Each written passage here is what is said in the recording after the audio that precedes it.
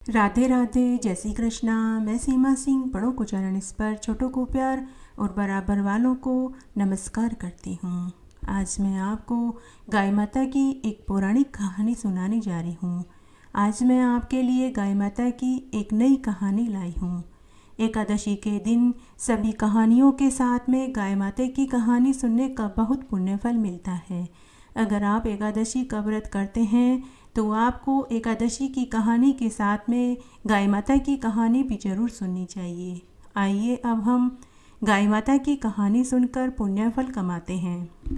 एक बार बहुत छोटा सा गांव था। उस गांव में एक नामी पैसे वाले सेठ सेठानी रहते थे। उनके पास खूब धन दौलत थी। साथ ही वे बड़े ही धार्मिक प्रवृत्ति के थे। वे सभी तरह के व्रत, उपवास, पूजा पाठ, दान पुण्य किया करते थे। इस जन्म में उन्होंने किसी का दिल नहीं दुखाया, न ही उन्होंने कोई पाप कर्म किया। फिर भी वे महान दुख भोग रहे थे। उनके विवाह को कई बरस हो चुके थे, लेकिन उन्हें औलाद सुख प्राप्त नहीं हुआ। उन्होंने खूब दवा दारू कराई, खूब देवी देवता भी ठोके, लेकिन सब निष्फल हो गया। तब एक दिन उनके गांव में काशी के एक महात्मा जी आए। सभी गांव वाले उनके प्रवचन सुनने के लिए जाते थे। तब एक दिन सेठ सेठानी भी उनके पास गए।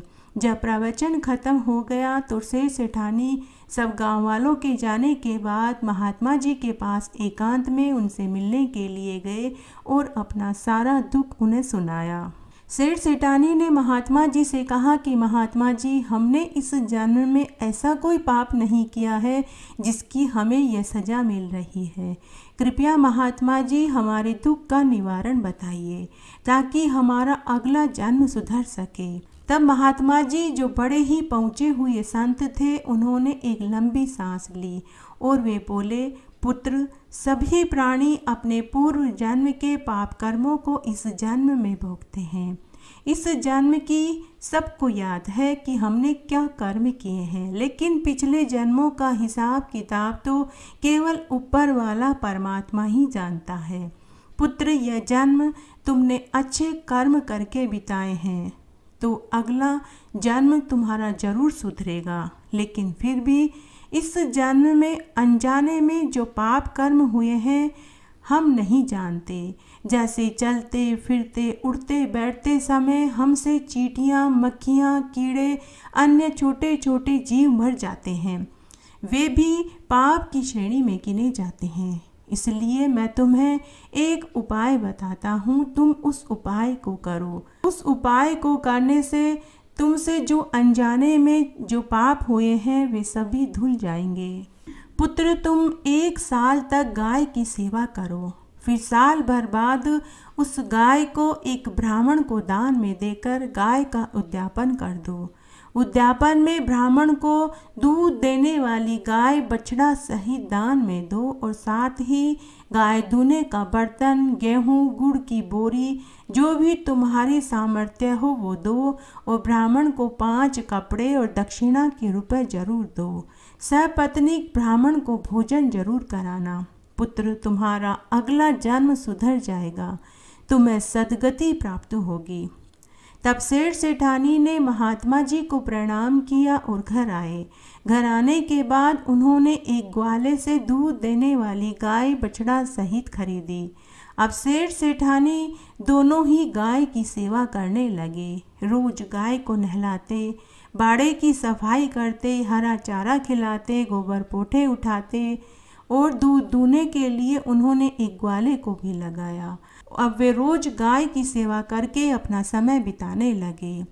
इस तरह साल भर बीत गया। साल भर बाद उन्होंने गाय का उद्यापन किया। एक योग्य ब्राह्मण को सपत्नीक भोजन पर घर बुलाया और उन्हें भोजन खिलाकर गाय व बछड़ा दान में दिया। साथ ही गुड़ और दलिए की बोरी दी और गाय के पहनने के चांदी सोने के गहने दिए। साथ ही दक्षिणा के रुपए दिए। ब्राह्मण और ब्राह्मणी के 5-5 कपड़े दिए। गाय का दूध निकालने का बर्तन दिया। जितना सामान वो दान में दे सकते थे उन्होंने खूब दान दिया। उस रात्रि को सेठ सेठानी को सुकून भरी नींद आई, जैसे उनके सिर से बहुत भारी बोझ उतर गया हो। समय इस तरह उनका फिर से गुजरने लगा।